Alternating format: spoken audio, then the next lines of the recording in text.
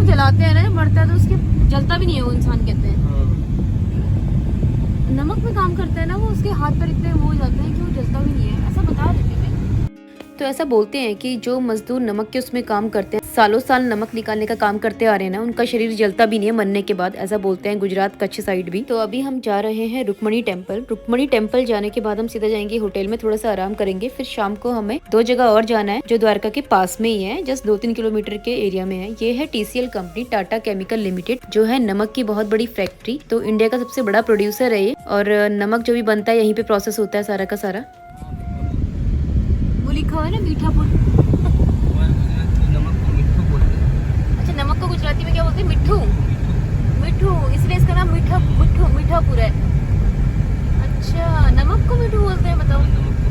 यहाँ है नमक बनता और यहाँ का नाम है मीठापुर। मीठापुर दिल्ली में भी है एक।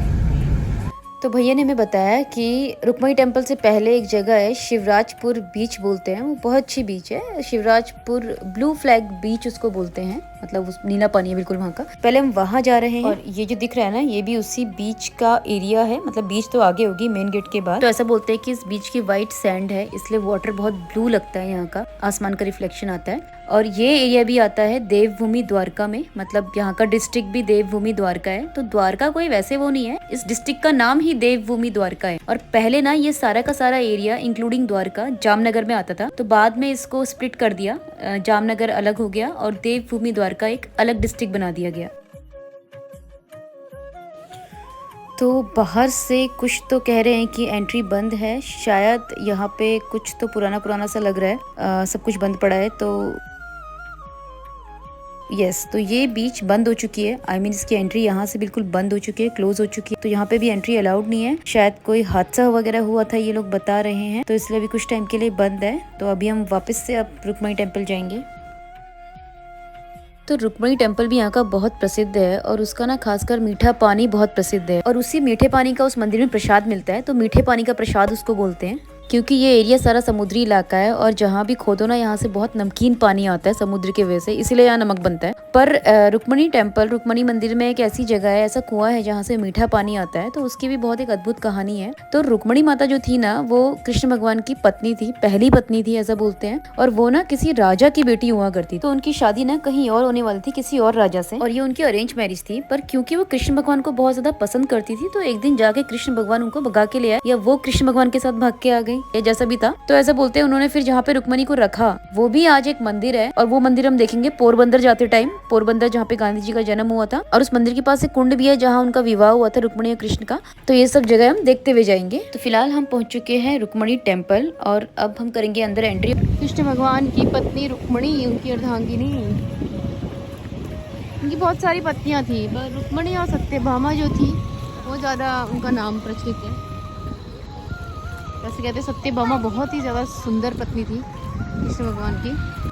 तो ये मंदिर पूरा 2500 साल पुराना मंदिर है, 12th सेंचुरी का मंदिर है ये। तो एक ऋषि मुनि हुआ करते थे, दुर्वासा उनका नाम था। एक बार रुक्मणी और कृष्ण जी ने सोचा कि हम दुर्वासा ऋषि जी को अपने घर पे भोजन पे इनवाइट करेंगे, खाने में हम इनवाइट करेंगे। तो जब वो इनवाइट करने के लिए गए, तो दुर्वासा ऋषि ने बोला मुझे रथ में जाना। तो रुक्मणी और कृष्ण उनका रथ खींचकर ले जाने लगे। तो तभी बहुत तेज धूप थी, क्योंकि समुद्री इलाका था, तो रुक्मणी को पानी की प्यास लगी। तो ऐसा बोलते हैं क्योंकि सब जगह खारा पानी था, कृष्ण भगवान ने अपने पैर से हिट किया जमीन में, तो वहाँ से गंगा का पानी निकल आया। तो कुछ तो किया कि वहाँ से, ऐसे बोलते हैं, खारे पानी की बजाय जमीन से मीठा पानी आने लग गया। कृष्ण भगवान का प्रसाद उसको इसीलिए मानते हैं क्योंकि कृष्ण भगवान ने उस पानी को निकाला था, कहानी के अनुसार। तो ऐसा बोलते हैं वो पानी ना, जैसे ही वो पानी निकला, रुक्मणी वो पानी फटाफट पीने लगी, और जैसे ही रुक्मणी वो पानी पिया, वैसे ही दुर्वासा ऋषि को लगा कि यार इसने पहले मुझे नहीं पूछा, इसने खुद ही पहले पी लिया। तो गुस्सा आ गया, उनको क्रोधित हो गए। तो उन्होंने श्राप दे दिया कृष्ण और रुक्मणी जी को कि आज से तुम अलग अलग रहोगे, या ऐसा कुछ उन्हें श्राप दिया, जिसके कारण रुक्मणी उसके बाद यहाँ पे रहने लगी। अलग से उनका मतलब रहने का स्थान हुआ करता था ये। तो इसीलिए ये स्थान ना द्वारका जो नगरी है, मेन द्वारका से 2 किलोमीटर दूरी में पड़ता है। तो ये मंदिर के अंदर ही जगह है जहाँ पे मिलता है मीठा पानी। तो बेसिकली यही प्रसाद मिलता है यहाँ पे। तो वो सेपरेशन रुक्मणी और कृष्ण का टेम्परेरी था, उसके बाद वो फिर से रीयूनाइट हो गई थी। और ये बाबा जी यहाँ पे पिला रहे हैं सबको मीठा पानी अंदर से निकाल के। तो बेसिकली यहाँ पे एक कुआं सा बना रखा है, तो पानी कहीं तो नीचे से ऊपर आता है, इनने कुछ सिस्टम कर रखा है यहाँ पे, पर आता जमीन से ही है।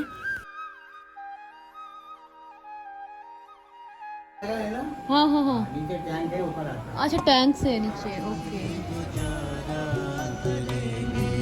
कहीं तो मिलेंगे वो बाके बिहारी, कहीं तो मिलेंगे वो बाके बिहारी, कहीं तो मिलेंगे वो बाके बिहारी, कहीं तो मिलेंगे वो बाके। तो ऐसा बोलते हैं रुक्मणी मंदिर की परिक्रमा करके और दर्शन करके आपके दर्शन पूरे हो जाते हैं।